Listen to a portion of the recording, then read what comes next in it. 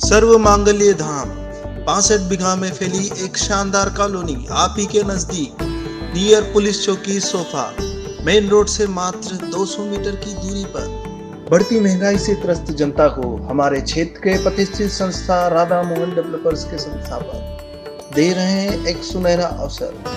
श्री योगेश चौधरी, श्री रमेश पहलवान, श्री चंचल शर्मा, श्री ग्रीस शर्मा। संस्था द्वारा प्रत्येक व्यक्ति को अपने धन को एक बड़ी पूंजी में बदलने का अवसर दिया जा रहा है। बड़ी बचत का बड़ा अवसर। जी हाँ, 6,50,000 में 100 गज का प्लॉट और साथ ही हर महीने 5,000 रुपए आपके सेविंग अकाउंट में जो आरडी के रूप में आपको दिए जाएंगे, जो 10 वर्ष बाद 8,22,000 होंगे। 10 वर्ष बाद आपको मिलेगा बैंक अकाउंट में 8,22,000 रुपए। प्लॉट जिसकी कीमत भविष्य में होगी 12 लाख से 24 लाख रुपए।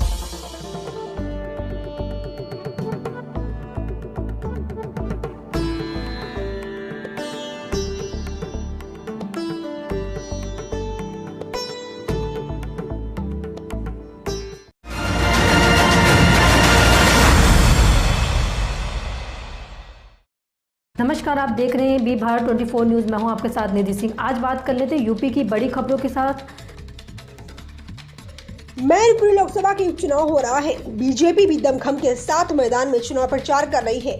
डिप्टी सीएम ब्रजेश पाठक ने शिवपाल सिंह की सीट जसवंत नगर में प्रबुद्ध वर्ग को संबोधित करते हुए बताया कि प्रधानमंत्री नरेंद्र मोदी ने आज अपने देश की शान बढ़ाई है।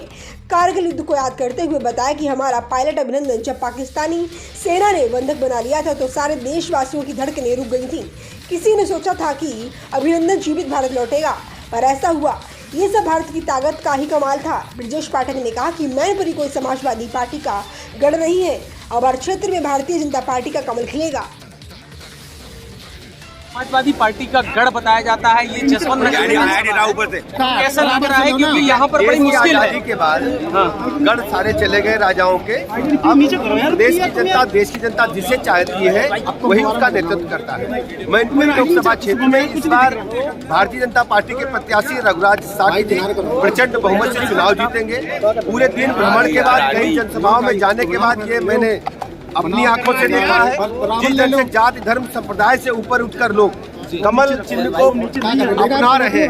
आदरणीय प्रधानमंत्री नरेंद्र मोदी जी की गरीब कल्याण योजनाएं जन जन तक पहुंची हैं और योगी जी के लाइन ऑर्डर की सब लोग सराहना कर रहे हैं। सबका मानना है कि मैनपुरी लोकसभा में इस बार बीजेपी का कमल प्रचंड बहुमत से खिलेगा। डिम्पल यादव लगातार नेताजी की सिंपैथी पे वोट मांग रही है, क्योंकि ये यादव ये चुनाव मैनपुरी के विकास के लिए, लॉ एंड ऑर्डर के लिए और मैनपुरी को प्रदेश का अव्वल दर्जे का नंबर 1 की लोकसभा सीट बनाने के लिए हो रहा है। और हम प्रतिबद्धता के साथ मैनपुरी के लोगों से कहना चाहते हैं कि रघुराज साकी जी कमल चुनाव चिन्ह पर जीतेंगे और मैनपुरी लोकसभा क्षेत्र को विकास के मामले में हम पूरे प्रदेश में नंबर 1 का मॉडल लोकसभा क्षेत्र के रूप में डेवलप करेंगे। और ये जिम्मेदारी रघुराज साकी और भारतीय जनता पार्टी की हम सबकी है। डिम्पल यादव लगातार महिला सुरक्षा को लेकर सवाल खड़ा कर रही है। देखिए, महिलाओं की सुरक्षा भारतीय जनता पार्टी सरकार में सुनिश्चित हुई है।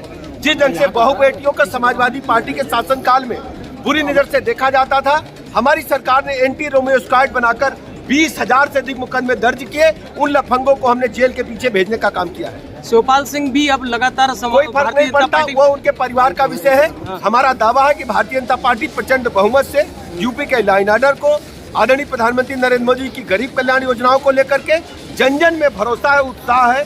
जहाँ जहाँ मैं मैनपुरी लोकसभा में गया हूँ, हजारों की संख्या में लोग घरों से निकल करके जाति धर्म संप्रदाय से ऊपर उठकर कमल को अपना रहे हैं और आदरणीय मोदी जी की सराहना कर रहे हैं, योगी जी की सराहना कर रहे हैं। और सब लोग कमल को जिताने के लिए रघुराज साकी जी के समर्थन में घरों से निकल करके जाति धर्म संप्रदाय से ऊपर उठकर आ रहे हैं। जिस तरह से शिवपाल सिंह ने भी कह दिया ये तो अवसरवादी है, रघुराज सिंह साकी पहले कभी शिष्य बताते थे। आप जानते हो अवसरवादी कौन है? आप अच्छी तरह जानते हैं अवसरवादी कौन है।